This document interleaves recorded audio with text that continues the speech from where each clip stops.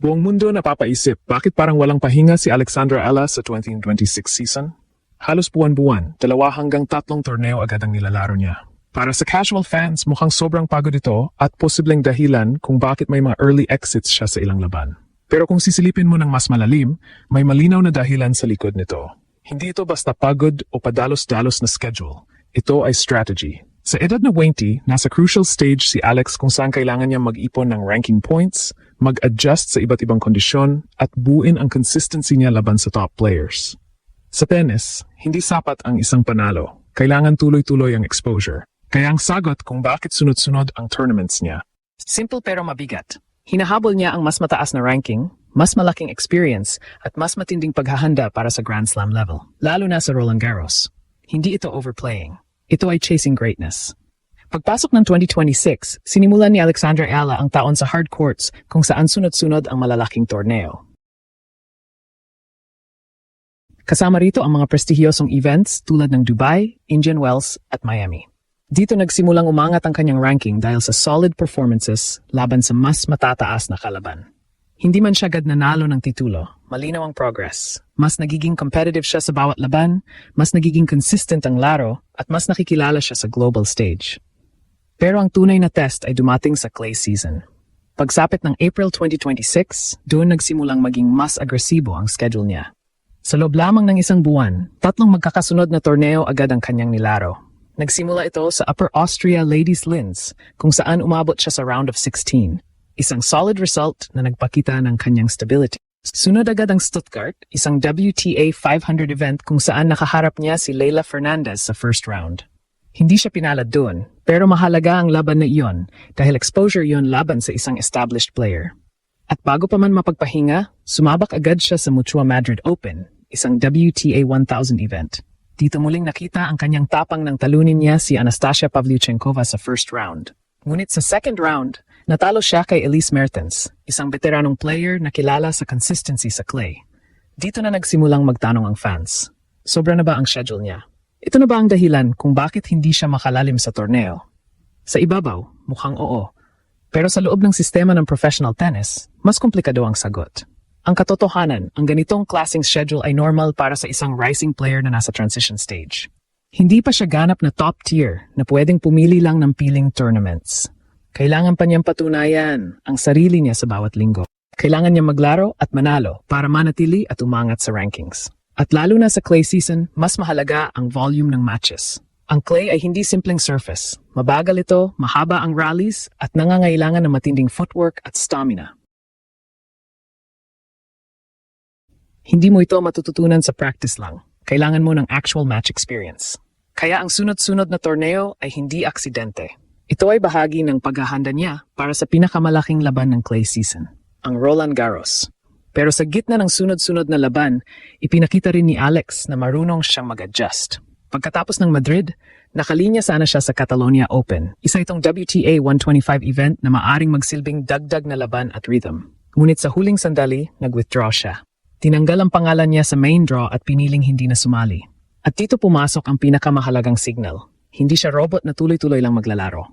Marunong siyang makinig sa katawan niya at sa pangangailangan ng kanyang campaign. Sa halip na ipilit ang isa pang torneo, pinili niyang magpahinga at ihanda ang sarili para sa mas malaking laban sa Rome.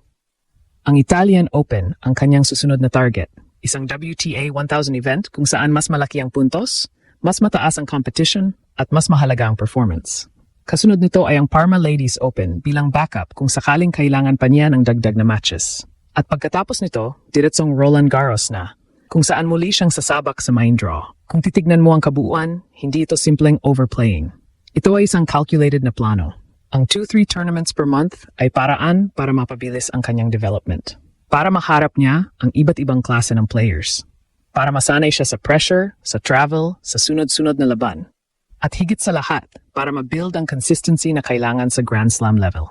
Sa reaksyon ng fans, kapansin-pansin na mas marami ang sumusuporta kaysa nagdududa. Oo, may mga nagtatanong kung sobra na ba ang load niya, pero mas nangingibabaw ang paniniwala na ito ay bahagi ng kanyang pag-angat.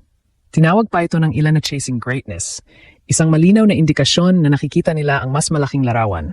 At sa bawat desisyon na ginagawa ni Alexandra Ella, mas nagiging malinaw na hindi ito basta random na schedule. Ito ay blueprint.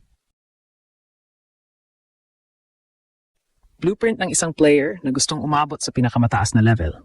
Ngayon, papasok siya sa Rome na may halo ng pagod at momentum, pero may dagdag na advantage, ang kanyang pahinga mula sa Catalonia. At kung magagamit niya ito ng tama, pwedeng maging turning point ang susunod niyang torneo. Dahil sa huli, ang tanong ay hindi kung marami ba siyang nilalarong torneo. Ang tanong ay kung handa na ba siyang dalhin ang lahat ng iyon, pagod, experience at momentum, papunta sa pinakamalaking laban ng kanyang career. At kung tama ang direksyon niya ngayon, posibleng ang sagot ay oo. Laban, Flex, ang mundo na nahanti sa Suicide Sign. Sa mas malalim na analysis, mahalagang maintindihan ng ginagawa ni Alexandra Ayala ngayong 2026 ay eksaktong blueprint ng isang player na nasa transition to elite level. Hindi na siya rookie na nag-explore pa lang, pero hindi pa rin siya fully established na pwedeng mamili lang ng ilang torneo.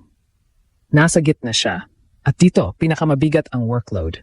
Ito yung phase kung saan kailangan mong pagsabayin ang development at results. Yung 2-3 tournaments per month, hindi lang yan basta volume. Ito ay exposure stacking. Sa bawat linggo na naglalaro siya, iba-ibang klaseng opponents ang nakakaharap niya. Power hitters, clay specialists, defensive grinders. Ibig sabihin, mabilis ang evolution ng game niya. Hindi ito makukuha sa training lang. Match experience ang pinakamabilis na teacher sa pro tennis. Pero may kapalit ito, fatigue. At dito nagiging critical ang teaming ng pahinga na ginawa niya. Kung mapapansin, hindi siya basta nag-withdraw ng walang dahilan. Pinili niya ang tamang spot. After Madrid, bago... Ibig sabihin, hindi niya ang umabot sa burnout bago mag-adjust. Ito ang sign ng mature scheduling at kadalasan, team decision ito kasama ang coach Fisio. Ibig sabihin, hindi lang siya basta pinaglalaro, minamanig siya. Yung early exits, tulad ng nangyari laban kay Elise Mertens, hindi lang dapat tingnan bilang negative. Sa ganitong stage, ang bawat laban, even losses, ay data. Nakikita kung saan siya nahihirapan, anong patterns ang kailangan i-adjust, at paano niya i-handle ang pressure laban sa mas consistent na players. Ang ganitong class ng learning, mas valuable paminsan kaysa sa panalo sa mas mababang level na torneo. Isa pang factor dito ay ranking pressure. Kapag nasa paligid ka ng top 40-50 range, bawat puntos mahalaga. Hindi ka pwedeng magpahinga na matagal dahil may mga players na hahabol sa'yo. Kaya kailangan mong maglaro para i-defend at i-improve ang ranking mo. Ito ang dahilan kung bakit aggressive ang schedule niya. Hindi lang para umangat, kundi para manatili sa position na pinaghirapan niya. Sa kabuuan, ang ginagawa ni Alex ay controlled risk. Oo, may chance ng pagod at early exits. Pero kapalit nito ay accelerated growth. At kung mabalance niya ito, tulad ng ginawa niyang pag-skip sa Catalonia, doon nagiging deadly ang combination, experience plus freshness. Kaya pagdating sa Rome at lalo na sa Roland Garros, hindi lang siya papasok bilang participant. Papasok siya bilang isang player na dumaan sa matinding proseso at handang i-convert lahat ng iyon sa breakthrough moment.